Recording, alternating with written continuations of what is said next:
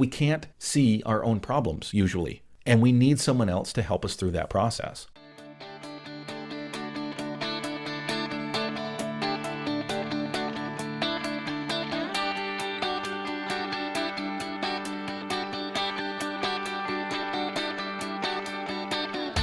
Originating from deep inside the Rocky Mountains, transported through the power of the internet, and arriving inside your tiny earbuds.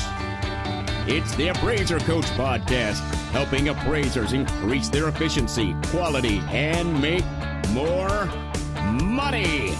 Here's the guy who makes it his life's mission to create value for real estate appraisers nationwide. Your host and the Appraiser Coach, Dustin Harris. Welcome back to the program, everybody. Dustin Harris hanging out once again in the podcast chair, quarantined, as it were. Whatever that means. I went down to went downtown the other day, and I'm telling you, it's just as busy as it ever was. I don't see much of a difference, although the mall parking lot was quite bare. I want to pause here to remind you that we are sponsored by three wonderful, great, fabulous companies, one of them being DataMaster, of course. I use DataMaster to save myself 30 to 60 minutes per report. Folks, that is not just a number, that's a reality. I mean, do the numbers, do the math. That's a big investment. That's a big savings. Check them out. Go to datamasterusa.com. Again, it's datamasterusa.com. Jarrett corrected me, one of my good friends, mastermind group member. It's DataMaster, he says. Okay, whatever. A la mode, of course, is the opportunity to save time and energy. By the way, I just jumped on the new Titan reports. It's pretty cool. Played around with it a little bit last night. I'll tell you a little bit more about it. Alamode.com is where it's at. Alamode. ALAMODE.com. And finally, sponsored by OREP Insurance. OREP is the E&O that you want to be with, folks. They will cover you when you need it, and the benefits that come when you don't need it are amazing. Check them out. Go to orep.org. That's orep.org. All right, folks, I want to talk today, about the pandemic. I want to talk a little bit about what's going on throughout the country. I'm going to share with you a little bit of what I've been doing the last little while with regard to mentoring, coaching, and share with you some thoughts about coaching itself. I want to make it very clear up front. This is not an infomercial. I would highly recommend, I'll just say this up front, and you'll hear me repeat it throughout the episode today. I would highly recommend that you seek out the coach that is best for you and your situation. And it may very well not be me.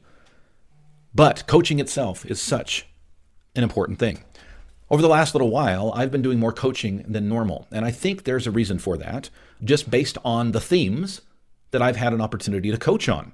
And for the most part, my coaching has been centered around COVID-19, centered around these changes, centered around shutdown orders, and Fannie Mae and Freddie Mac and FHA and VA. And people come to me to have somebody to bounce ideas off of, to have somebody to help them think outside the box. I had an opportunity to talk to a lady just 2 days ago, and she brought a problem to my doorstep. And when I say my doorstep, I'm social distancing. I'm doing all coaching over Zoom right now. We're not even meeting in person for our masterminds right now. We're hoping to get that up and running by June. That's the hope. We'll see. But we're doing social distancing. We're doing the Zoom meetings, which is, by the way, how I do most of my coaching anyway. So not much has changed there. But she and I were meeting over Zoom, and I will spare her privacy. I won't tell you exactly what she asked me. But we talked about it for just a few minutes. And I said, have you tried this? And I shared with her an idea. And she said, I wish I'd recorded it because it would have been a great testimonial. She said, damn, coach, that's exactly what I need to do. Why didn't I think of that? And I said, because you need somebody to bounce stuff. I'm not any smarter than anybody else in the room, right? But having somebody to bounce things off of and getting a different perspective, and especially somebody who's not in the fray, right? Somebody who is standing back, maybe up on the catwalk, looking down at the situation, has a little bit of a different vantage point. And coaching will do that for you. Coaching will allow you to be able to get very, very clear about what you need to do. You know, my good friend Blaine Fryan, who, by the way, is a great coach in and of himself, sent out a Facebook post, and I don't remember exactly word for word what it said, but it was so spot on. He said, a coach won't tell you what you want to hear. The gist of it was a coach is going to kick you in the ass, right? That's what a coach does. A coach gets you moving, and if the coach tells you what you want to hear, that's not a coach. That's not even really a friend. That's a pretend friend. Right? You need people to tell you where it's at. Now, that doesn't mean they have to be mean, and I'm certainly not mean, but I'm bold. When you come and we do coaching together, you will find that I am not going to be subtle. In fact, I often say, listen, you pay me to be honest. So are you ready? Are you sitting down? Because I'm going to be bold. And they say, yeah, coach, that's why I'm here. I said, okay, I'm just preparing you because, you're not going to want to hear what I have to say, but it's the right thing. And usually the next things out of my mouth are, the problem's you. And they sit there and they think and they say, yeah, you're right. Okay, let's talk through this, right? I've got this problem, I've got that problem, I can't do this, can't do. The problem is you. And that's the problem with all of us. I'm speaking more to myself than anybody else, folks. When we're having issues, we're struggling, the problem is typically with us. But sometimes because the problem is with us, it's much more difficult, much more challenging to figure that out. It's the whole analogy of you can write a paper, write a blog post, read it 15 times for proofreading, for punctuation, for spelling, for grammar, and go, okay, this is perfect. It's awesome. And you publish it, and the next thing you know, just like happened to me the other week, I always run, I shouldn't say always, I most of the time run my blog post through somebody else. And I say, listen, I've written this, read it, make sure that it reads okay, make sure that I got everything correctly, proofread it, please, give me some feedback. I typically will do that, but the other day I had one that needed to get out right away. And I sat down, and within about 2 hours, I had written it, read it, reread it a third time, and then published it. And within minutes, I get a note. I think you meant to say this. And I quickly jumped on the blog post and read the paragraph he was talking about. I'm like, oh my gosh, palm to face, palm to forehead. How did I miss that? It's the exact opposite of what I was trying to say. But the problem is when you write something, okay, and we'll get to the analogy here, and we'll connect the dots here in just a second, but when you write something, you know what you meant to write. So when you fat finger something, or you accidentally misspell something, or you say something complete opposite of what you meant, when you reread it, your brain, and this is all backed up by science, your brain will convince you that you're correct. And you'll read that thing, and you can read it and reread it and reread it, and you will never see it. Because every time you read it, your brain corrects what's on the paper to what you meant to say. That's why we have people check our work. By the way, there's a great analogy here for our appraisal reports, right? I can't tell you how often I put negative 10,000. I meant positive 10,000 in an adjustment, and I look at it and look at it and look at it, and it looks right to me until somebody else reads it and goes, did you mean positive? Oops, that's a $20,000 problem. As it pertains to coaching, the same is true. Folks, we can't see our own problems usually, and we need someone else to help us through that process. That's one of the reasons for a coach. Another one is to hold us accountable. A mentor, an accountability partner. I've talked on this microphone before about my setup. I do have a coach. I do have a mentor. I've been with that mentor about a decade now. He knows me very well. He knows my business very well. The reason I keep going back to him, and I would call him a friend at this point. By the way, I would not get a friend to be your coach. He was my coach before he was my friend. And there's a difference. We talked a little bit about it in the beginning here. Because a friend will make you feel good. A coach will tell you what you need to hear. And the great thing about my coach, shout out to Ben, is he is honest with me. Now, he does it in a nice way, but he doesn't even have to preface it anymore. He doesn't say, okay, Dustin, I'm going to tell you what you need to hear. Brace yourself. He just says it, and I appreciate it. Sometimes I spend hours on an idea, and I think, this is awesome. This is going to be great. I'm going to run this past Ben. I run it past him, and my balloon gets deflated very quickly when he says, well, Dustin, that's great, but have you thought about this angle? Oh, yeah. Whoops. See, that's what a coach will do. That's what a mentor will do. An accountability partner, and by the way, a coach is not necessarily an accountability partner. They can be the same, but they're not necessarily the same. An accountability partner holds your feet to the fire. Accountability partner, when you set a goal, says, okay, that's not very specific. Let's be specific. How are you going to quantify that goal, right? A goal of, hey, I want to do better next quarter is not a goal. That's a wish. Hey, I want to do 20% more volume between now and next quarter. Okay, that's quantifiable. You either get it done or you don't. That's a yes or no answer. That's a 0 or a 1. I want to pause here and remind you of a great company. This company is called DataMaster, and they are serving most areas across the country. This is a great group of people who does it right. They come in to an MLS, and they have an agreement with that board. And with that agreement, they're able to utilize the data that you already pay for and download it directly into your appraisal reports. How awesome is that? Folks, this is the company that will save you time. And when you're self-employed, when you're running a small business, time is money.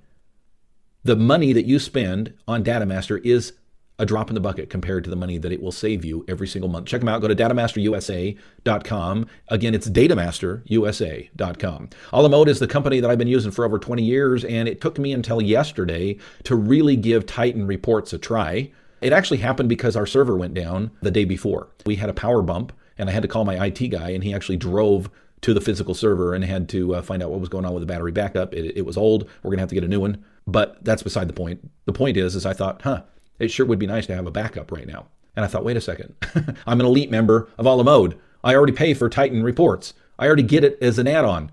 So I got a hold of A la Mode and I had them walk me through the process of setting it up. And folks, it's not the same as your desktop version, I'll tell you that, but it's damn good.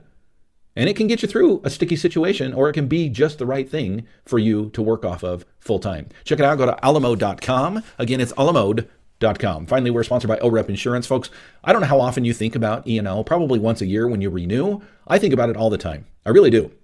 I actually kind of love insurance. It's been a weird, quirky thing with me for many, many years. But I love the idea of thinking that if my house burns down, that I have fire insurance. That gives me peace of mind.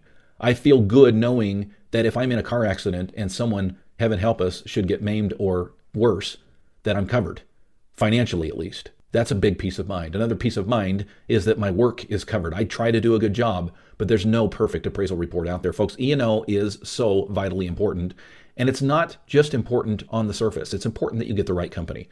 OREP is that company. Check them out. Go to orep.org. That's not .com, it's .org. That's OREP, OREP.org.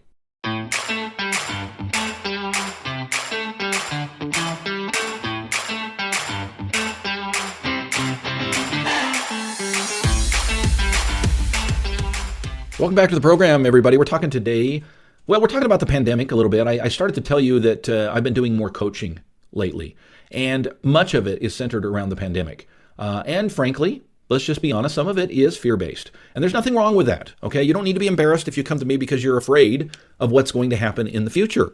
Now, I'm going to tell you not to focus on the fear, but as you've heard me say before, fear is a great motivator. It's a very poor problem solver. And fear can motivate you to say, maybe I need to do things differently. I just shared with you a story of the power going out. Now, it wasn't fear, but it certainly was a motivator to think, what if this happens again? I wonder if I've got a backup. I wonder if I've got another way to work if it's a long-term thing. And of course, I went to A la Mode and checked out Titan reports, and I think that's going to be a very good solution for us long-term. As a backup, probably not our mainstay, but as a backup. But these events happen in our lives, and they motivate us to do the things that we probably should have been doing anyway.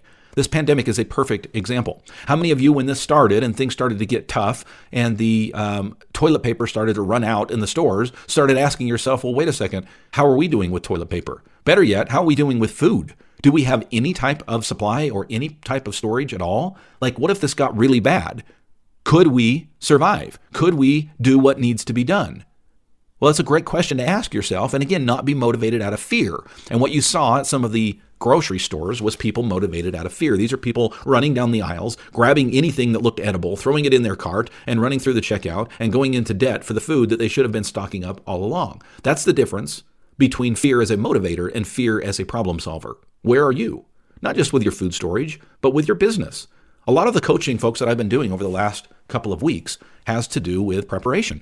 And people understanding this has been a wake-up call. And let's face it, appraisers, most of us, not all of us, but most of us across the country are very, very, very, very busy right now. The effects of unemployment, the effects of the low economy, the effects of people losing their jobs and having challenges, really, let's be honest, have not really hit appraisers like they have hit others. There's some people really struggling. My heart goes out to them, right? But this is a great opportunity to step back and say, okay, where am I? Where do I fit into the overall scheme of things? Am I prepared for anything? Now, folks, let's just be honest. You can't always be prepared for every little thing that happens. That's impossible. But you can be prepared for the majority of things that might happen. Have you ever sat down and said to yourself, what if? What is the worst case scenario here? In fact, have you ever sat down and asked yourself, what if you lost your appraisal license? What if you made some stupid mistake and you got your appraisal license stripped by the state? What would you do? I have done that calculation. Now, heaven forbid, knock on wood, that ever happens, but have you considered a worst case scenario? Have you considered what would happen if that second source of income, maybe a significant other or a second job that you have, is gone? What would you do at that point? Are you prepared? Can you be prepared? And I would say to you, not for everything, but certainly for most things. And so a lot of the coaching that I've been doing lately has been about preparation, mostly financial. We are getting into the numbers, we're getting into the details. I utilize a form of, not the exact, but a form of the Profit First system, where I have a delegated bank account for each sector of my business. That has been very helpful to me, because here's one thing that I do. Every single time I get a paycheck, 15% goes to taxes, 10% of the gross goes to savings. Every single time, before I pay my bills, before I pay my employees, before I pay myself. That's just a habit that I've gotten into. But guess what that's done for me? I currently have upwards of 4 or 5 months. I'd have to go back and check for the detail, but it's well over 3 months, and that's what I encourage most of my students to get.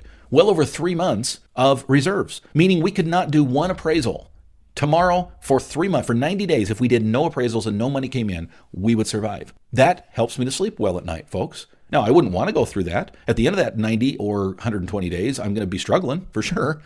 But that gives me a lot of time to say, okay, let's reset. What can we do differently? That gives me a lot of time to pivot, to change paths, and to do other things. And that's really what it's there for. It's not there to sit on and sleep in my bed and watch Netflix for 90 days. It's there to help me to be able to pivot and do something different. But that takes preparation. Most of us, let's just be honest. And again, if you come to me for coaching, I don't want you to, so many people come to me and the first thing they say is, Dustin, I'm so embarrassed to even show you my numbers because I listen to your podcast and I know what I should be doing. And listen, stop. First of all, this is completely confidential. Second of all, I'm not going to laugh at you. Okay. Third of all, we're friends. Okay. Let's just talk through this. Let's help you to get back on your feet. Let's talk through where your finances are and what you can do with those finances and how you can reallocate and how you can dig yourself out of the hole that you find yourself in right now.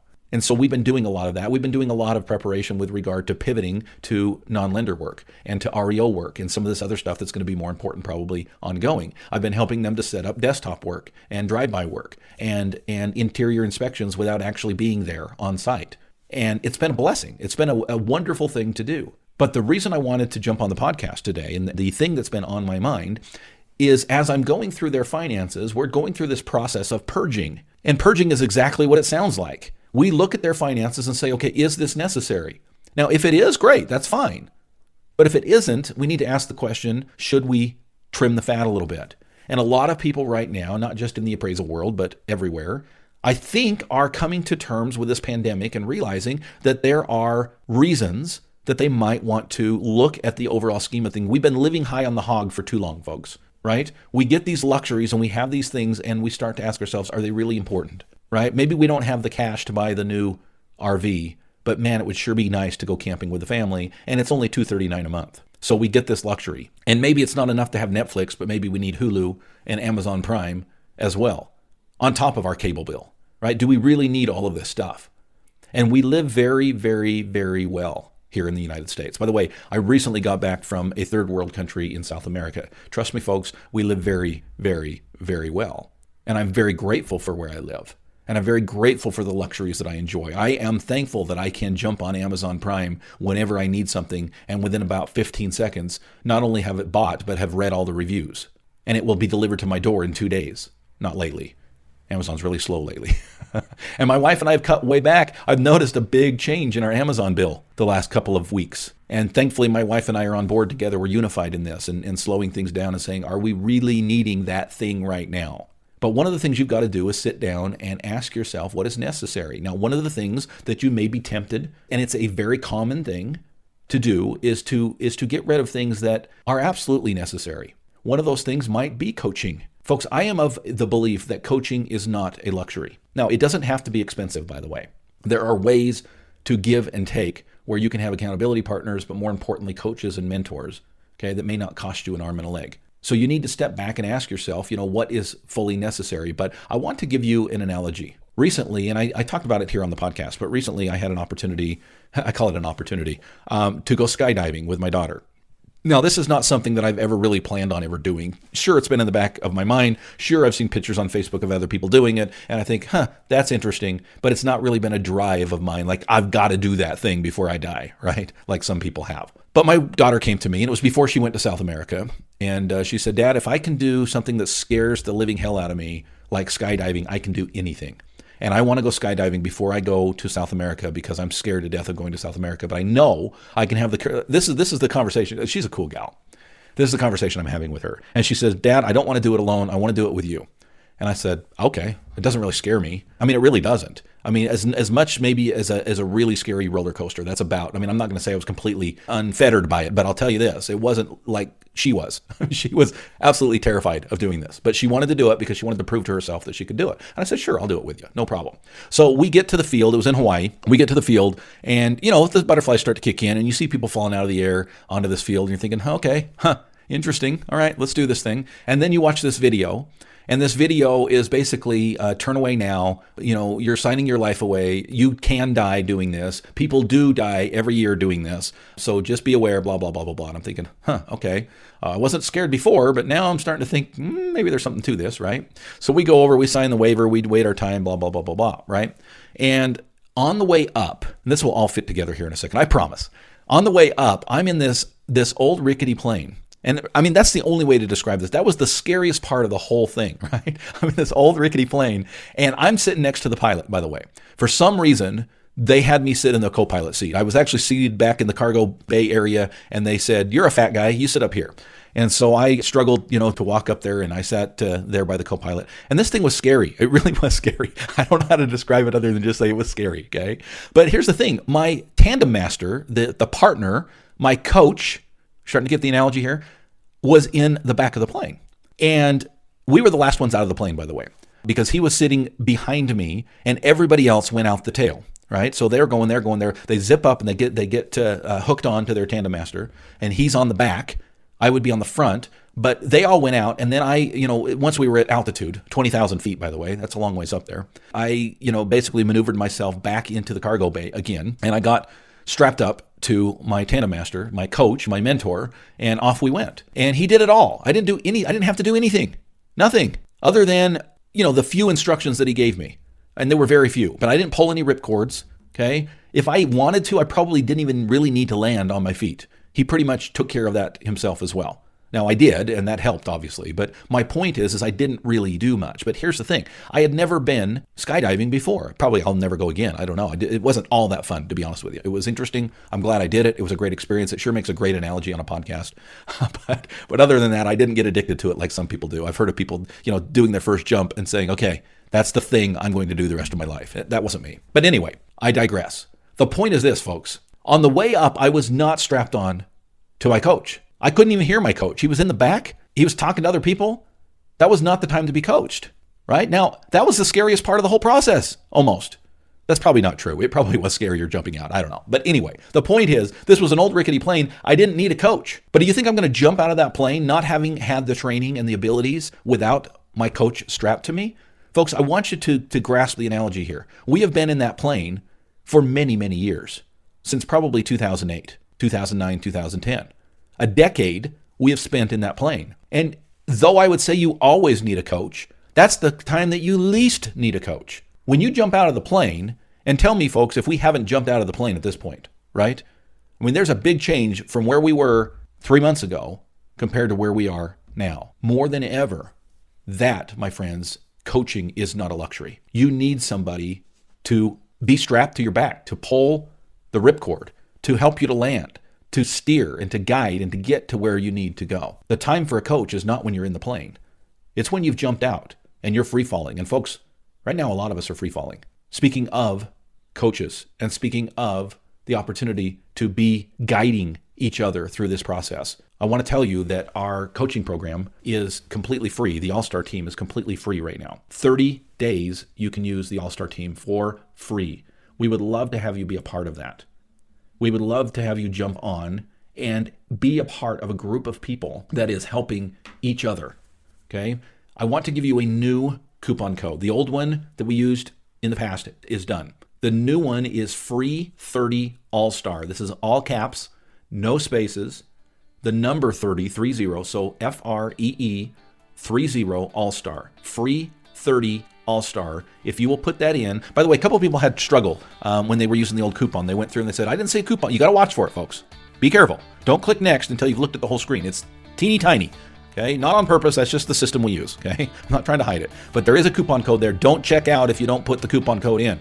Okay, please. Free 30 All-Star.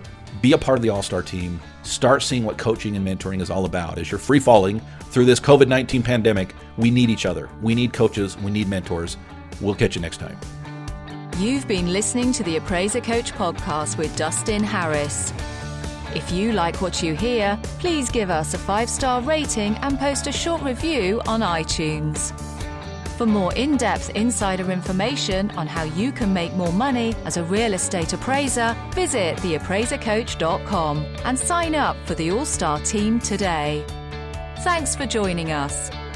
And now, get out there and create some value.